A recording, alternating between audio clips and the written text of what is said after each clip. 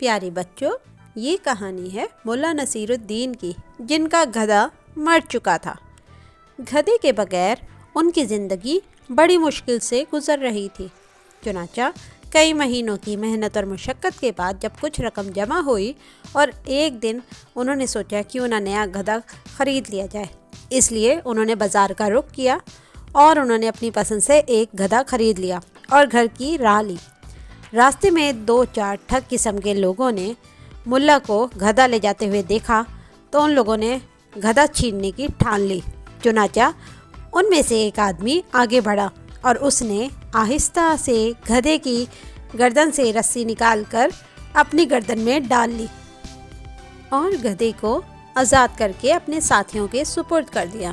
جب ملا اپنے گھر کے دروازے پر پہنچے تو انہوں نے اچانک مڑ کر جو دیکھا تو گدھا غائب تھا اور اس کی جگہ ایک آدمی تھا، سچ مچ کا آدمی، جس کے گلے میں رسی بندھی ہوئی تھی۔ یہ دیکھ کر ملا نصیر الدین سخت حیران ہوئے اور کہنے لگے، سبحان اللہ، میں نے تو گدھا خریدا تھا، یہ آدمی کیسے بن گیا؟ چنانچہ ملا نے اس شخص کو مخاطب کر کے سوال کیا کہ تم کون ہو اور کہاں سے آئے ہو؟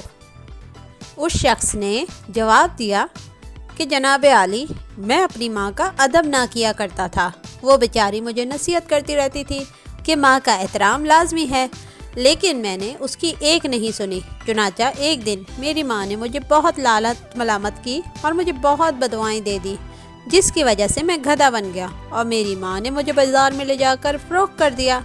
کئی سال سے میں گدھے کی زندگی بسر کرتا رہا۔ آج خوش قسمتی سے آپ نے مجھے خرید لیا اور آپ کی روحانیت کی برکت سے میں دوبارہ آدمی بن گیا ہوں۔ یہ کہہ کر اس نے ملا کے ہاتھ کو بوسہ دیا اور کمال درجے کی عقیدت کا اظہار کیا۔ ملا کو یہ بات بہت پسند آئی اور وہ فوراً مسرت سے نصیحت فرماتے ہوئے کہنے لگے، اچھا اب جاؤ اور ہمیشہ اپنی ماں کا ادب کرنا اور کبھی گستاخی سے پیش نہ آنا۔ چور ملا کو سلام کرتا ہوا وہاں سے رخصت ہو گیا۔ دوسرے دن ملا صاحب نے کچھ رقم کسی ہمسائے سے ادھار مانگ لی اور گدھا خریدنے دوبارہ وہیں گئے۔ ملا جب بازار میں پہنچے تو ان کی حیرانی کی کوئی حد نہیں رہی جب انہوں نے دیکھا کہ اسی جگہ پر وہی گدھا بندھا ہوا ہے جو انہوں نے کل خریدا تھا، ایک جگہ ہی بندھا ہوا ہے۔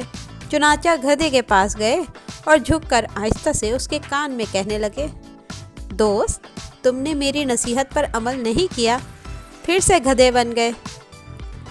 تو پیارے بچوں، یہ تھے ملا نصیر الدین اور ان کی سادگی۔ مزید خوبصورت ویڈیوز دیکھتے رہنے اور کہانیاں سنتے رہنے کے لیے سبسکرائب کیجیے یونیٹون کڈس نیٹ ورک۔